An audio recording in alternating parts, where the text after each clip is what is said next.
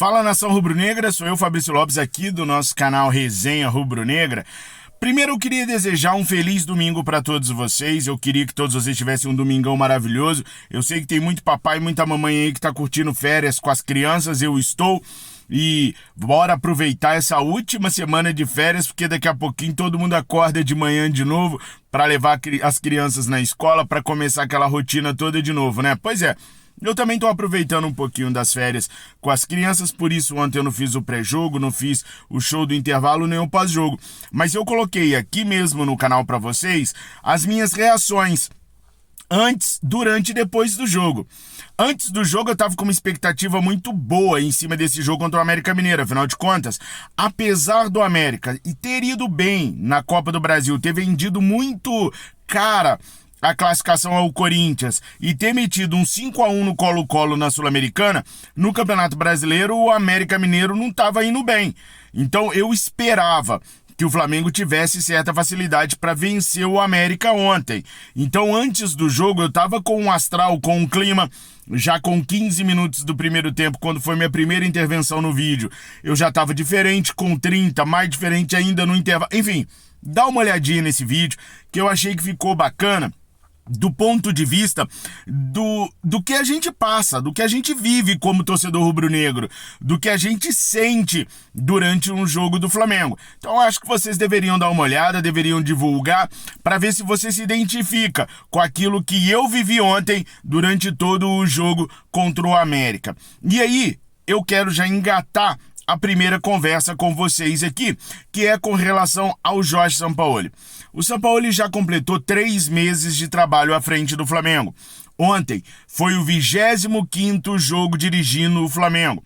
Ele perde muito pouco, são só 4 derrotas até aqui. São 7 empates, o resto é vitória. Mas o time é muito irregular. Ontem ele tinha à disposição dele Everton Ribeiro, Arrascaeta, Pedro, Gabriel, Cebolinha, ele tinha Bruno Henrique, ou seja, ele tinha uma leva de jogadores que para muitos clubes no Brasil e na América do Sul são jogadores excepcionais, são jogadores que caberiam em outras seleções se não fossem brasileiros, no caso um uruguaio, né? E ainda assim, com todo esse poderio ofensivo, nós não conseguimos fazer gols, no plural, no América Mineiro. Último colocado, pior ataque, pior defesa, nós com o melhor ataque da competição não conseguimos perfurar, ultrapassar a linha defensiva do América. Por isso eu gostaria de perguntar para você, torcedor rubro-negro, que agora, com horas passadas depois do jogo, sabendo já que não somos mais vice-líderes do campeonato, porque o Grêmio venceu o Atlético Mineiro ontem e nos passou com um detalhe, um jogo a menos, tá? Com um jogo a menos. O Grêmio tem um jogo a menos, o jogo Grêmio e Corinthians ainda não aconteceu, vai acontecer ainda, e portanto os caras têm um jogo a menos e estão na nossa frente na tabela. Tem o Botafogo que joga fora de casa hoje contra o Santos. Nós vencemos o Santos na Vila Belmiro. O Santos está sendo presa fácil. Se o Botafogo ganhar, se não me falha a memória, vai para 14 pontos, não é isso, pessoal? A diferença do Botafogo para nós. Ou seja, tristicina essa que nós estamos passando no Campeonato Brasileiro. Por isso eu pergunto para vocês, é uma questão de escolha dos jogadores? Não quero brasileiro, eu quero a Copa do Brasil. Eu quero a Libertadores da América. A Copa do Brasil me dá 70 milhões. Porque no Flamengo funciona assim, pessoal. 70 milhões é a premiação da Copa do Brasil. O Flamengo pega 35 milhões e divide para o elenco. 35 milhões é para o Flamengo. Aí na Libertadores da América são 190 e poucos milhões de reais. Vamos botar duzentão, tá? 100 milhões divide com o elenco, 100 milhões fica para o clube. Então vocês acham que os jogadores estão procurando tão somente apenas jogar as Copas por conta dos valores? Porque o Brasileirão, se não me falha a memória, é 34 milhões. Então é pouco para dividir para os caras. 16 milhões para o grupo, 16 milhões para o clube. Já as outras 2 Copas são bem maiores. Então você acha que o problema está nos jogadores? Vamos contextualizar tudo.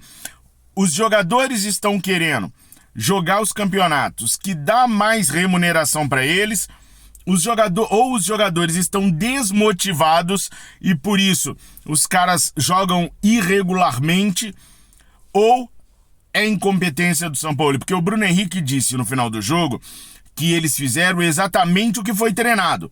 Quando o Bruno Henrique dá ênfase a essa frase, ele diz o seguinte: opa, o que o homem pediu nós fizemos. Nós treinamos exatamente o que nós fizemos hoje. Então, se não deu certo, a culpa não é nossa, é do treinador. O que vocês acham? A culpa é do treinador? É dos jogadores desmotivados?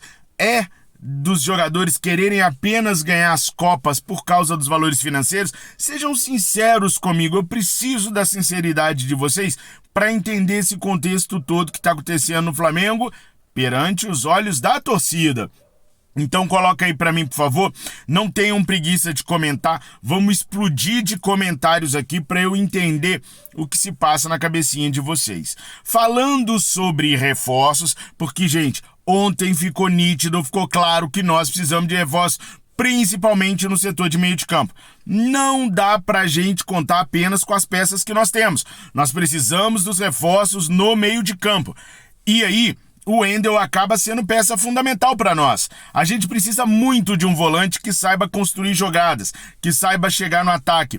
Infelizmente ou felizmente, talvez, o Gerson não é mais esse cidadão. O Gerson é um meia. Há muito tempo o Gerson é meia, desde a época do Fluminense. O Jorge Jesus conseguiu extrair do Gerson um segundo homem de meio de campo por algum tempo ali, mas mesmo com o Jorge Jesus, ele já vinha decaindo na função de segundo homem de meio de campo. Ele é meia, sempre foi meia, nunca foi volante. Então nós precisamos de um volante, o box to box. E o Wendel faz isso perfeitamente. Só que o Wendel é o jogador menos confiável da face da terra para mim, Fabrício Lopes, tá? Para mim, ele é o menos confiável de todos. Quando o Flamengo esteve muito próximo de contratá-lo na outra janela, né? O Flamengo levou a mãe dele para conhecer o Maracanã, fez um auê danado com ele lá. Ele foi, fechou com os russos e nem uma mensagem do WhatsApp ele mandou pro Marcos Braz. Marcos Braz estava lutando por ele, correndo atrás, negociando. De repente ele fechou com os russos e nem uma mensagem de zap ele mandou pro Marcos Braz. Nada. Ele só fechou e deixou o Flamengo ficar sabendo que fechou pela imprensa. Aí agora, o Flamengo avisou, já falei pra vocês, o Flamengo avisou, olha, nosso objetivo, nosso foco é o Claudinho. Se ele quiser jogar aqui, vocês corram atrás, através de uma liberação por empréstimo, vocês se virem lá com o Zenit. Nós vamos dar ênfase no Claudinho. Aí o que o Zenit pediu? Venham para a Rússia, vamos negociar, olho no olho, e a gente resolve o problema do Wendel. O técnico do Zenit não quer o Wendel, já falou que não quer o Wendel. O clube russo não quer o Wendel, ou seja, era só o Wendel ir lá, conversar com os caras e resolver a situação dele. Ficou combinado, então, que empresário e o Wendel viajariam para São Petersburgo, na Rússia, para poder resolver essa parada. Acabou que o empresário foi sozinho. O Wendel não deu satisfação, simplesmente falou, não tô afim de ir, não vou, e não vai. Não foi. O Wendel ficou no Brasil, pessoal. Na última hora ele resolveu que não ia e não foi. Essa postura do jogador, obviamente, não agradou ninguém. Como disse o jornal O Dia, desagradou o Flamengo. Por quê? Porque o Flamengo queria ver compromisso do atleta com a situação. E o atleta não teve compromisso. Desagradou o Zenit, que queria olhar no olho do jogador, conversar com o jogador, ia dar nele uma sentada de colo também, porque renovou o ano passado pelos valores que o jogador pediu, fez tudo que o jogador pediu e o jogador descumpriu o contrato agora. Mas enfim, queria conversar com o jogador e deixou insatisfeito até o seu próprio empresário. Porque o empresário que teve que ir pra lá assumir a bomba e a bronca sozinho. Então, pra mim, eu não sei, gente. Eu não sei se eu peguei bronca do Wendel e tal, mas pra mim ele não é confiável. O Wendel, pra mim, não é um jogador confiável, é um jogador problemático, é um jogador que, sei lá, tem muita gente que fala que esse é o tipo de jogador que vai servir pro Flamengo. Não é confiável, é meio, maluco, é meio despirocado. Enfim, é um jogador que não é normal das ideias. Não é. Eu não confio no Wendel. Também não quero só jogador da igreja jogando Flamengo. Não é isso. Futebol é diferente dessas paradas, né? Não quero só santinho jogando Flamengo, mas eu não confio no Wendel. A situação do Wendel hoje está indefinida.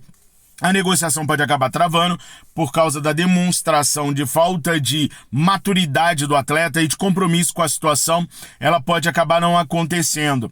Com relação ao Claudinho, as coisas seguem na mesma ainda. O Flamengo fez uma proposta, o Zenit devolveu, o Flamengo agora está se organizando para poder devolver para o Zenit. O Flamengo quer devolver agora, gente, a situação que o Zenit não possa recusar. Amanhã, segunda-feira, o Conselho de Futebol se junta. E o combinado é ter nesta reunião a contraproposta para os russos, debatê-la e enviá-la. Então amanhã as coisas devem acontecer. E tem que acontecer porque essa semana é a semana, hoje é 23, né? Segunda é 24, 25, 26, 27, 28, 29, 30 no domingo que vem, tá? Então, a janela de transferências já está se encerrando. E nós estamos lidando com um clube que está lá do outro lado do mundo. Então, amanhã, os caras definem toda a situação do Claudinho para poder mandar para o Zenit não recusar. É essa a proposta, Zenit desse jeito, opa, assim ficou bom, nós vamos pá. Porque o Claudinho tá trabalhando do lado de lá também para conseguir a liberação para o Flamengo. Ou seja, o Flamengo vai para a última semana para dar tudo o que precisa dar para tentar trazer o Claudinho. Gente, eu vou ser bem sincero com vocês. Mesmo com a volta do Pulgar, mesmo com a volta do Thiago Maia, o elenco que a gente tem hoje não é suficiente para as 3 competições e eu temo esse meio de campo do Flamengo. Esse meio de campo do Flamengo é um meio de campo que, com Thiago Maia, Alan e Eric Pulgar, ele é pegador. Qualquer um dos 3 que escalarem ali vai ser o meio de campo pegador. O Alan fez para mim uma partida brilhante ontem. Não errou nada do meu ponto de vista, foi muito bem. O Thiago Maia é tão pegador quanto.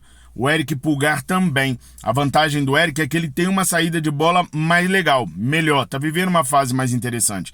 Mas nós não temos o segundo homem de meio de campo. Aquele que começa a armar jogadas, aquele que vai levando as jogadas, a bola pro ataque. Nós não temos o meia-direita. Hoje o nosso meia-direita é apenas o Everton Ribeiro. Quem entra no lugar dele é o Luiz Araújo, que é um ponta-direita, não trabalha com funções de armação, e sim funções muito mais ofensivas. A gente precisa de alguém para ajudar o Arrascaeta ali no meio de campo, e a gente não tem esse homem. Então hoje eu vejo mais do que nunca a necessidade de termos um volante e um meia, um segundo homem e um terceiro homem de meio de campo. Ah, Fabrício, não vai criticar o Gabriel, não? Vou. O Gabriel ontem não jogou nada, não jogou absolutamente nada, mas é um homem decisivo. Quando o bicho pega, ele aparece, ele não se esconde. Então, se o Gabriel tá mal num jogo, não é desculpa para ele ficar até o final, porque o treinador tem o Pedro no banco. Então, se o Gabriel fica até o fim de todos os jogos, é escolha do treinador. Porque o treinador, no caso do Gabriel, tem suplente. Não tá bem no jogo, tira e bota o Pedro. Não tá bem na temporada, bota no banco e bota o Pedro de titular. Então, assim, no caso do ataque, eu não vejo que a gente tenha grandes problemas. Porque na falta de um tem o outro. Dá para resolver. Agora, no meio de campo, não dá. No meio de campo não há peças de reposição, não há quem entre por ali. E por isso eu acho que a diretoria deveria ser muito criteriosa e muito séria para poder contratar nessa última semana. Corre o risco sim, nação. O risco é iminente de não termos ninguém ao final dessa próxima semana, início da outra. Corre o risco do Flamengo não conseguir contratar ninguém. Esse é o grande perigo do que vem por aí. Vocês ainda acreditam que o Flamengo vai conseguir Claudinho e Wendel? Só o Wendel? Só o Claudinho? Nenhum dos dois? Eu acho que o Wendel acaba vindo, porque não tem pra onde correr, o clube russo não quer ele, os caras já estão pé da vida com ele, não tem o que fazer. O Wendel vai acabar vindo, não tem nenhum clube disposto a pagar o salário que o Flamengo tá disposto. Então o Wendel, pra mim, assim, aí é opinião particular, não tô cravando nada, não é informação não. Mas por tudo que eu vejo, pra mim o Wendel vai ser jogador do Flamengo, até porque não tem outra opção. Não há. Agora, eu queria ou os dois ou só o Claudinho. E vocês? Coloquem aí nos comentários, deixa o like de vocês. Domingão, galera tá descansando, tá curtindo as férias das crianças. Eu preciso muito da sua ajuda. Você que chegou aqui para assistir o nosso vídeo, ajuda a divulgar. É importantíssimo mostrar o seu amor pelo nosso canal agora, porque eu amo vocês. Desejo um excelente domingo para todos vocês. Fiquem com Deus. Saudações rubro-negras.